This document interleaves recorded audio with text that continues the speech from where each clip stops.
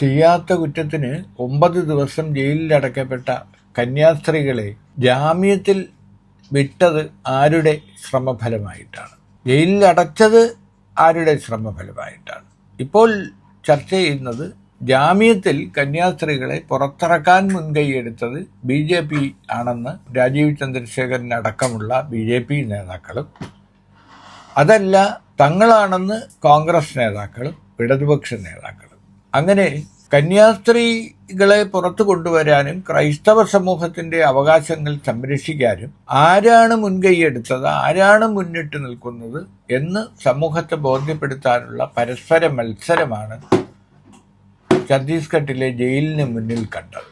ജോൺ ബ്രിട്ടാസ് അടക്കമുള്ള MP-മാർ, ഇടതുപക്ഷ MP-മാർ കന്യാസ്ത്രീകളെ ഷാളണിയിക്കാനും അവരോടൊപ്പം നിന്ന് ഫോട്ടോ എടുക്കാനും കാണിക്കുന്ന ഒരു മത്സരം കണ്ടാൽ സാധാരണ കുട്ടികൾ പോലും ലജ്ജിച്ചു പോകും. എന്തിനാണ് രാഷ്ട്രീയ നേതാക്കൾ ഇങ്ങനെ വില കുറഞ്ഞ തരത്തിൽ പെരുമാറുന്നത്? കാരണം ഒരു മാധ്യമപ്രവർത്തകൻ കൂടിയായ ജോൺ ബ്രിട്ടാസ് ചെയ്ത കാര്യങ്ങൾ ബോധ്യപ്പെടുത്താൻ ഒരു ചിത്രത്തിൻ്റെ അകമ്പടി ആവശ്യമുണ്ടോ? എന്തായാലും കോൺഗ്രസ്സുകാർ നേരത്തെ തന്നെ 2-3 ദിവസത്തിന് മുമ്പ് തന്നെ UDFന്റെ നേതാക്കളെല്ലാം, എല്ലാ MP-മാരും, ബഹുഭൂരിപക്ഷം MP-മാരും, ബെന്നി ബെഹനാനും പിന്നെ റോജി M. ജോൺ MLA-യും IB ഈഡനും ചാണ്ടി ഉമ്മനും അടക്കമുള്ള എല്ലാ UDF നേതാക്കളും ഛത്തീസ്ഗഡിലെത്തുകയും അവരുടെ മോചനത്തിനായി ശ്രമിക്കുകയും ചെയ്തു.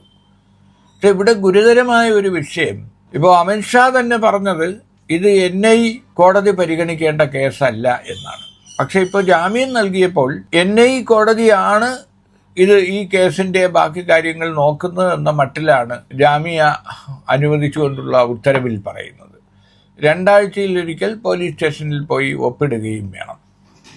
അപ്പോൾ ശരിക്കും പറഞ്ഞാൽ ഭാഗികമായ നീതി മാത്രമാണ് കന്യാസ്ത്രീകൾക്ക് ലഭിച്ചിരിക്കുന്നത്. കാരണം അവരെ ചെയ്യാത്ത കുറ്റത്തിന് പിടികൂടി, അവരെ ഭീഷണിപ്പെടുത്തി, 9 ദിവസത്തോളം ജയിലിൽ വെച്ചു, ക്രിമിനലുകളുടെ കൂടെ കഴിയേണ്ടി വന്നു. അപ്പോൾ സാമൂഹ്യ സേവനം നടത്തുന്ന കന്യാസ്ത്രീകളെ മനുഷ്യക്കടത്ത് ആരോപിച്ച്, മതം മാറാൻ പ്രേരിപ്പിച്ചു എന്ന് ആരോപിച്ചൊക്കെയാണ് പിടിച്ചുകൊണ്ടുപോയത്.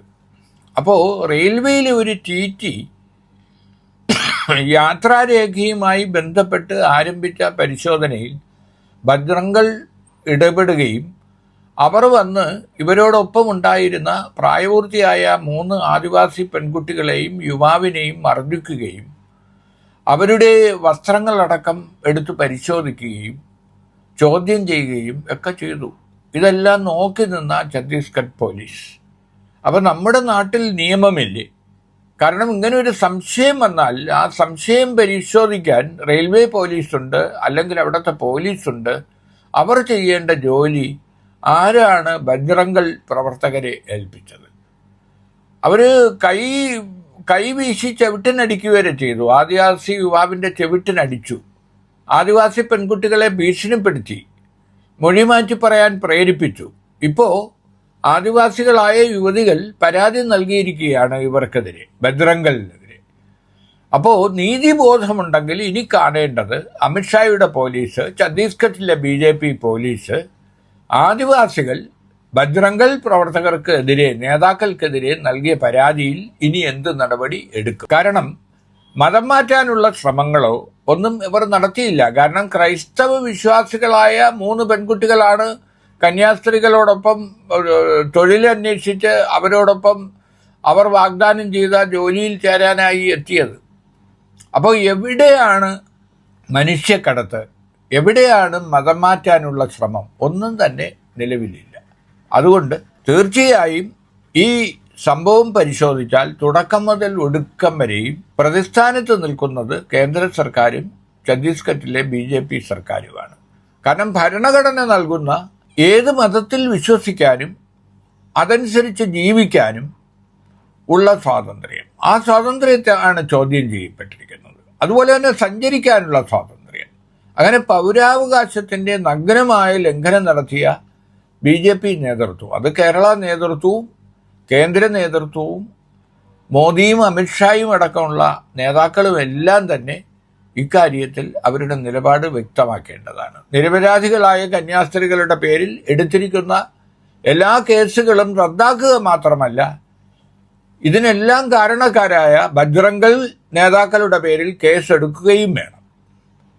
ന്യായമായി പറഞ്ഞാൽ, മാന്യമായി പറഞ്ഞാൽ 9 ദിവസത്തെ ജയിൽ ജീവിതത്തിന് ഈ കന്യാസ്ത്രീകൾക്ക് നഷ്ടപരിഹാരം കൂടി നൽകാൻ ബാധ്യസ്ഥമാണ് നമ്മുടെ നിയമവ്യവസ്ഥ, നമ്മുടെ ഭരണകൂടം.